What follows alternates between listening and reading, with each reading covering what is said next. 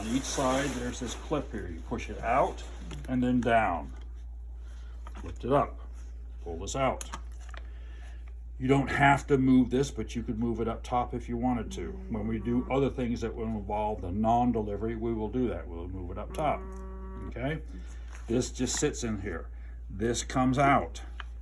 In there is a different, we're not going to do this right now, but if you could find me the prepartum birth canal, which is that one right there. No, right closest to you, yep. So, you could set her up to, there are different sets of cervices that go in here. They could go in here. We will do this probably tomorrow. You will put this, it will come through the inside and we'll overlay this, okay?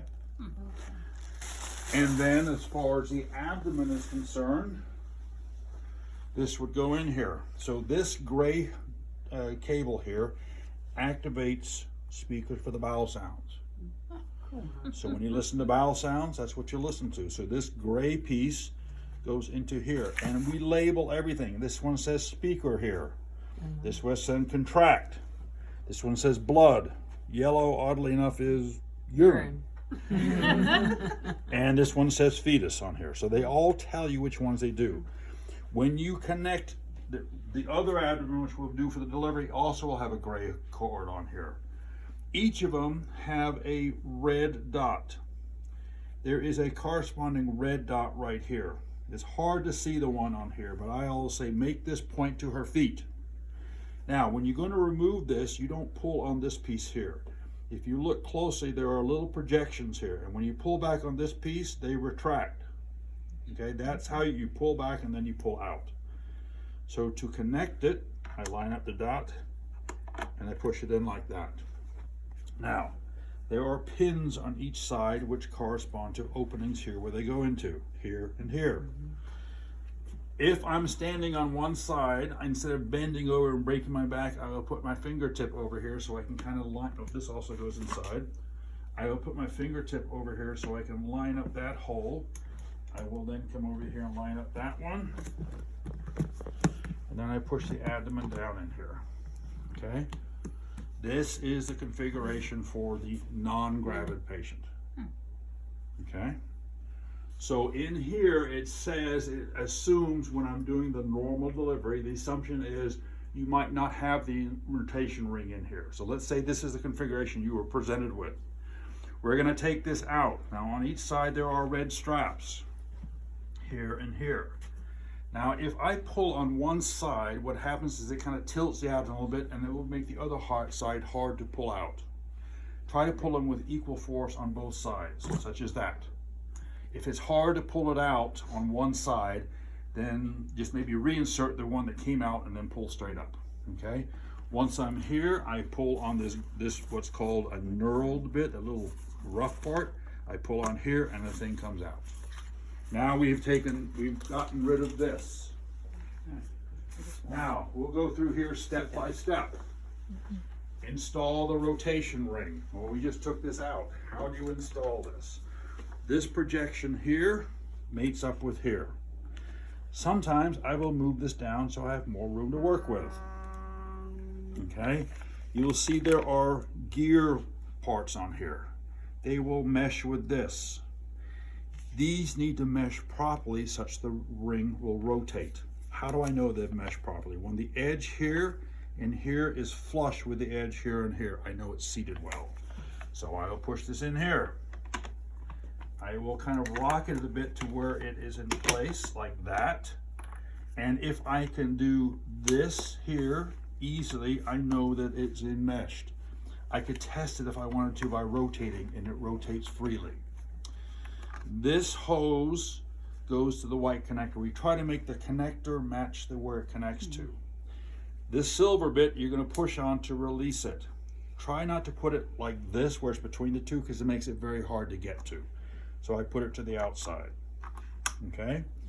So the ring is in place. I can move it up the track if I want to. Okay? Next in here it says use the standard birth canal. This is the standard birth canal, the part that's always part of her. That is the prepartum birth canal. There's a postpartum one, which we'll do for the postpartum hemorrhage, but this is the part that's always with her. It never gets removed. It tells you to lubricate it. So the lubricant we use is cottonseed oil.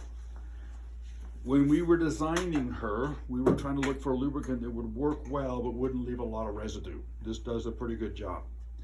Now, I used to tell people that you don't really need to worry about wiping it off, but in our facility, we have a mannequin just like this. We used to train new hirees. It doesn't get used all the time. And when I went up to borrow it one day for a training we were doing in-house, I noticed that inside her, there were little like, sort of like curdlings of fat. They kind of form globules in there. I could wipe them off, but the story is if you're gonna leave her for a while, you're not gonna use her for the deliveries, just take like a rag or a damp rag with water and just wipe it off. As far as cleaning things, if you wanted to, maybe a little bit of mild detergent like Dawn or something like that to get rid of if there's any oils or fats, you could do that. Nothing abrasive on her. When we get to defibrillation and you stick pads on here, the actual pads you stick on, that goo that can get off in here, or if you get stuck on here, the goo off works well for her, okay? So, we're gonna lubricate this. Now, before I do that, one of the things that students will be able to do during delivery is a vaginal exam to measure the station and the dilation of the mom. How does dilation occur? This part will go in here. This will be her cervix, and it will expand or dilate as the baby delivers, okay? This is 5 centimeters. It's supposed to represent 5 centimeters, 100% effaced. It will enlarge to 10 centimeters during the delivery. The other part in here is if we're going to use some static cervices. There's a range from closed all the way up to 5 centimeters and 90% effaced. So you can set those up in there. She comes with 3 cervices, and there are additional 5 if you purchase that. I don't know if you have 5. Yep, you've got the whole bucket. Okay. So in here and on each of them, on the back side, it will tell you what the dilation is and the effacement. Okay, 5 centimeters, 90% effaced. All the way down to a completely closed one with the os in there. Yep. Okay. The arrow on the back tells you the orientation. Now for that, it's not going to make a difference, but when you have the os where you want it in the correct orientation, it has it in the correct one in here. I got it now. Took me a second. Do they have fun? No? I mean, shouldn't you have? All right. No. Yeah. That's That's true. Okay. So, we're going to put a little lubricant on here. It doesn't take a lot in here, but you want to get it such that any part that's going to come in contact with the baby has lubricant in here. If what happens is if it's not well lubricated, or if the motor encounters any resistance, i.e. too much friction, trying to drive the baby into the mattress or whatever, it will start to apply the pressure, reach too much resistance, kind of back up. It does what's called bucking. So if you hear that kind of clicking sound, it means there's some resistance in here. This bed is not a delivery bed, is it?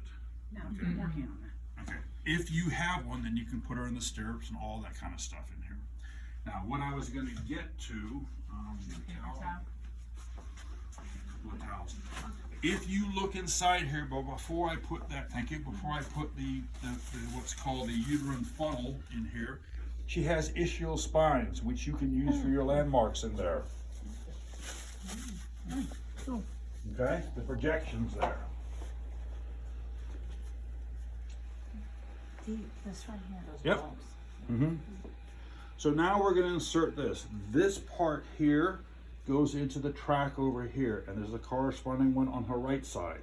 There is only one way this will go in this orientation. If you try like this, you can't get it, and if you try like this, it won't work, okay? So I line up on one side, and then I line up on the other side here. Let's see if I got it in the track. And then I push it down and like that. That's how it sits, okay? I'm going to lubricate this as well. So I put a little bit on the inside here. Okay. Now, if we go back to the screen, it says, install the rotation ring. Use the standard birth canal with lubricated and install the urine funnel with the delivery cervix. That's this piece. We've lubricated those parts. Number 4 says to power on the delivery fetus. Okay? This is the little baby. You said urine funnel. Uterine. Uterine. Uterine funnel. funnel. Oh, that got me off. So is that where you pop the different services in there? No. No. If you're using the delivery portion, you're not using any of those. Okay? Now, first of all, this little collar on here, it's really designed that if you're doing any internal maneuvers, your finger doesn't slip under here and hit the hard plastic of his back. So the way this is designed to lay is like this. Okay, so you hand. Talk about that. Yep. Piece right there. I will. All right. So this one has a battery. It will connect wirelessly to her. The connection is important for having the baby cry on delivery. This baby doesn't have any APGAR sounds. There's no change in appearance. There's no pulse. There's no grimace. All the parts of APGAR. Okay. The only thing it has is a cry, but the strength of the cry is going to be dependent on the projected APGAR scores. The projected APGAR scores are going to be based on what happens during the delivery. For example, if we are showing late decels or variable decels, where in the second case where we're physiologically compressing the umbilical cord, you can actually show in software how the fetal blood gases are dipping and then recovering after compression. Accumulated effect will lower the APGARs for the baby. Okay, so that is the connection there. It does have a fontanelle here, so they can, when they're palpating, they can feel the fontanelle here. You can see there's a little bit of motion of the head. You can actually suction the airway. It's really a blind passage, but you can suction the mouth and the airway and so forth. On the back here, this part here would screw off. It goes to a charger such as Over here on the wall on top of the vital part. Oh yeah. When we're going to charge this, we're going to take off this brown cap and we're going to insert this in here and tighten the ring to hold it in place. Okay? To charge the battery. If the battery is not charged, then the baby won't cry. Okay? Now the other thing I didn't know until I started working on this project that is all babies this size have an on-off switch on the back. This would have been handy when my son was about this size because occasionally you just wanted to power it down for a little bit. Now, when I do that, the other thing I didn't know that all babies have a glowing light in their umbilical. So when this goes solid green, it will indicate that it's connected to her. When we're running the software, we will get an indication of the battery charge in here. Okay? So the things to be cognizant of is where the switch is located. When you go to load it, don't put your hand under here to inadvertently turn it off, because what will happen is you don't realize it. You get running off, and you look up on the screen and say, oh, it lost connection, i.e. I turned it off, which means it won't cry at the end. So I always try to keep my hand away from this portion back here. We're going to do one delivery without the placenta because I want to show you inside what happens with the rotation in here. It tells you to lubricate the baby. Now this doesn't mean dip the whole thing in a vat of oil. What it means is put a little bit of lubricant on the head and the shoulders, whatever's going to come in contact with the mom. So I'm going to put a little bit on his head, he or her head, his or her head, and a little on the shoulders. Okay. Now the next question that comes up often is, do I need to lubricate it with every delivery? If I'm doing a vertex delivery, I can probably get away with a couple of deliveries before I have to re-lubricate. But, thank you, it is very quick to lubricate it. I would put up a bit, because what will happen is you think, okay, I think I can do one more, and then it starts bucking. I should have put lubricant on here. So, now, the first thing we need to do is this ring needs to have a known starting position. In other words, it's going to turn the baby going through some of the caudal maneuvers. But it needs to have a known starting position. In other words, we need to home the device. So to do that, I push the up arrow on either side and I hold it until it begins to do this. This is homing it. I'm looking at this yellow tubing to make sure it doesn't get any kinks in there. If I see a kink, a potential kink, in other words, this is pushing together, I will do just like I did. I will move it down the track and then reposition it. Moving it up and down the track does not affect the homing. So, I have it home. Now I need to get this in here. Obviously I need to do some maneuvers because it's not going to fit like this. So what I always do, depending on which side I'm standing on, the hand that's closer to her cervix will be my support hand. The other one will be my positioning of the baby. By example, I put the head in here. If it pops through the cervix, I will reposition that later until I can get it down to about here. If you look below the umbilicus, there are 2 bumps. The bumps are designed to line up with the front edge of the Just that ring. little thing right there? There and there. They're designed to be small so they're not really obtrusive, but they're your landmark. You want to have them lined up with the front end such that when they go to measure their station, it's at -2, -1, or whatever. Okay? Say that again. Lined up with the front There, end. like there. With the 2 screws. Lined up with this? With the front edge of here. Okay. In other words, you don't want it in too far, you don't want it out too far. Okay. Okay. Oh, I see. Got it. So I get it to about here. I then tuck the feet under here, just so they don't get caught on anything. And then I push it in a little bit past, because I know when I inflate the ring, it will push it out. I'm holding all my force with this hand and using this one to manipulate. Now that I have it in here, I lock it. How do you lock it? I just push on the button here. Which one? It's in between the middle, up and the lock? down. Gotcha.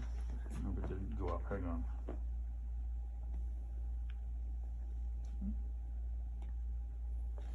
Let's see why it's not inflating.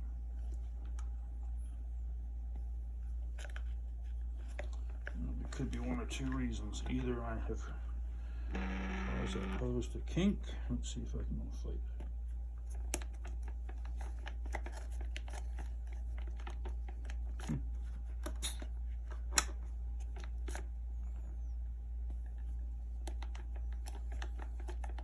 Interesting. He was doing it earlier.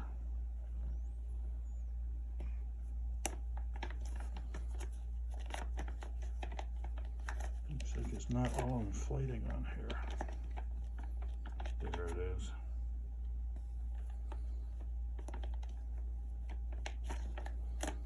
Yeah, it's really slow. It shouldn't be that slow to work. I'll have to look at that. All right.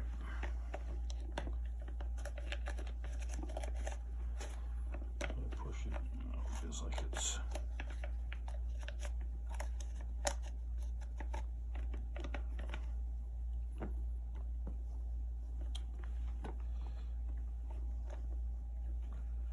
Let's try it one more time. And lock it. Okay. It's still not going up right. All right, let me try something here. Take this out. Let's see if I can figure out why it's not inflating.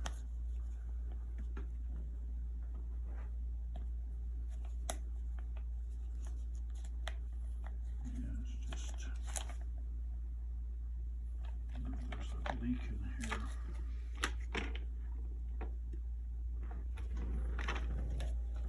There, that's inflated. And I can hear it going down. See how it works.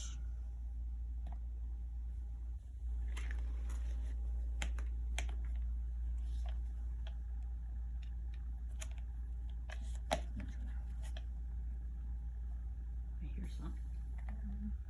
How do you know if it's Is it inflating inflating or not inflating? Well, I can hear it. I can hear the hiss of it, and I can feel it too.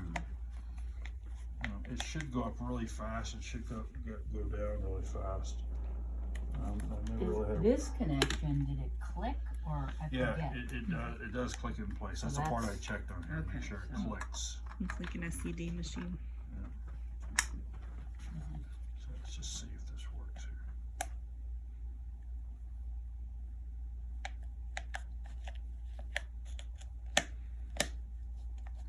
Yeah, it's really, really slow. I don't know why it's so slow.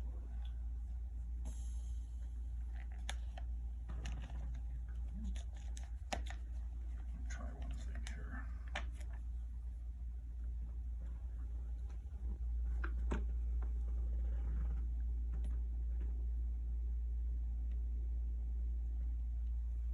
Yeah, just one second. It's not.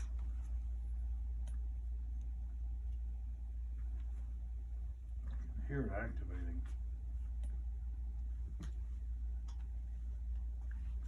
Let's try one more time.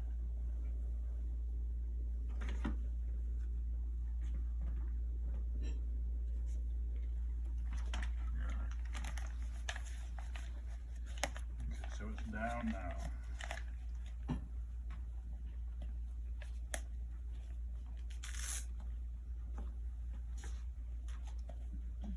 Looks like it has a delayed response.